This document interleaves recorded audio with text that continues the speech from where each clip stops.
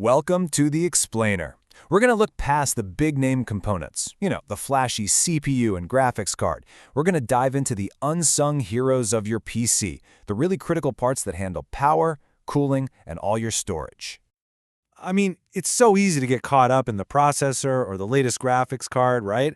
But the actual foundation of a stable, super powerful PC, well, that lies somewhere else entirely. Okay, let's get right into it. We are talking about the parts that feed your machine power, keep it from melting, and, of course, store all your precious data.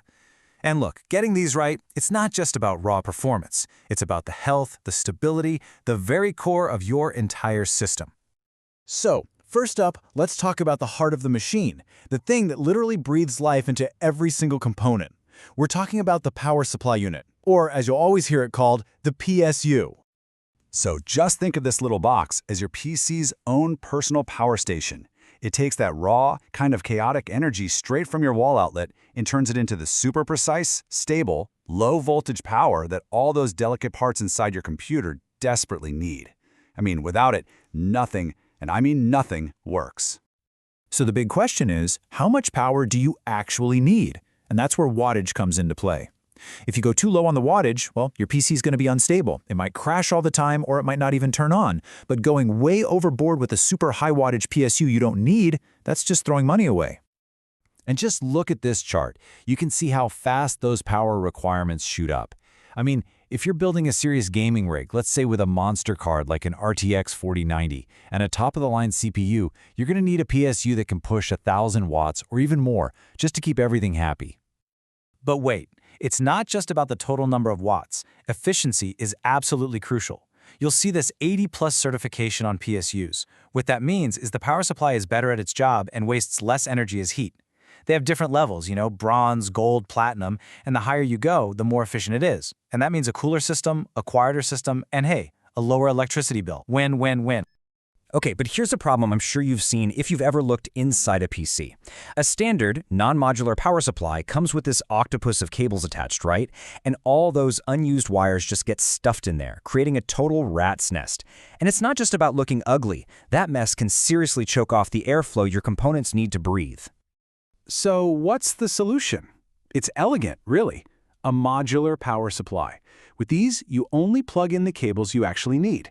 Instantly, all that clutter is gone. You get this beautiful, clean build, which isn't just for looks. It massively improves airflow, and that helps keep your whole system running cooler and way, way quieter. Okay, so all that power we're talking about, it generates a ton of heat, and heat is pretty much a PC's #1 enemy. So now that we've given the system its heart, it's time to give it a set of lungs. Let's talk about cooling. You basically have two main paths you can go down here. First, you've got traditional air cooling, with fans and big metal heat sinks. It's super reliable, it's affordable, and honestly, it's perfect for most builds. Then, on the other hand, you have liquid cooling. Now, this is for when you want superior, often quieter performance. It's especially popular for those high-end systems where people are pushing their components to the absolute limit, what we call overclocking. So how does all this cooling stuff actually work? Well, it's really a team effort. You've got the heatsink, which is just this big block of metal with tons of fins, and it sits right on top of your CPU. Then you have thermal paste, this special goop that fills in all the microscopic gaps between the CPU and the heatsink to make sure heat transfers perfectly. And finally, you have the fans, which do the simple job of moving cool air in and blasting all that hot air out of the case. All right, so we've got power and cooling sorted out. Now it's time to give our PC a memory. And let me tell you, in today's world, when it comes to storage, we've got a really big choice to make. Yeah, the big showdown is between the super-fast solid-state drive, the SSD, and the old-school high-capacity hard disk drive, the HDD. So an SSD, it uses flash memory, kind of like a giant, ridiculously fast thumb drive, no moving parts at all. An HDD, on the other hand, uses spinning magnetic platters and a little arm that reads them. It's an old mechanical technology. And trust me, that difference changes everything. So here's the bottom line. It's really simple. For your operating system, for your games, for your main applications, an SSD is the clear, undisputed champion. Your whole PC will feel faster. It'll boot up in seconds, not minutes. Now, HDDs still have a place, for sure. Think of them as a cheap, massive digital garage or attic, perfect for archiving huge files you don't need to get to all the time. But okay, what if you need more than just a place to put your files? What if you need absolutely mind-blowing speed for something like video editing? Or maybe, what if you need a truly bulletproof backup system for those files you just can't afford to lose? Well, that is where something called RAID comes in. It's a really clever technology that lets you team up multiple hard drives so they can work together and basically gain superpowers that a single drive could never have on its own.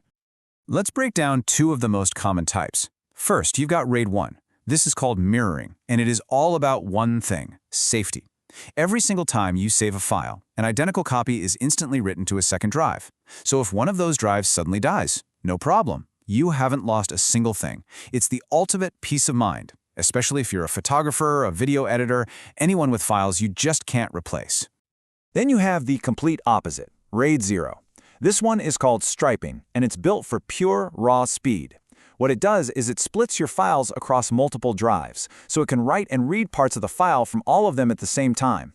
This can practically double your performance, which is amazing for things like video editing. But, and this is a huge but, there is a major catch: it offers zero protection. If even one of those drives in a RAID 0 setup fails, poof, all of your data is gone, forever. Now, for those of you thinking, can I have both? Well, yes you can. There are more advanced setups, like RAID 10, that actually give you the best of both worlds. It combines that crazy speed of striping with the bulletproof safety of mirroring, so you get incredible performance and that total data redundancy. It's pretty cool. So there you have it, the heart, the lungs, and the memory of your PC. Once you understand these core components, you're empowered. You can build a faster, more reliable machine, or you can just make much smarter choices about the technology you're using every single day. Thanks for watching, and I really hope this explainer helped demystify some of this stuff for you.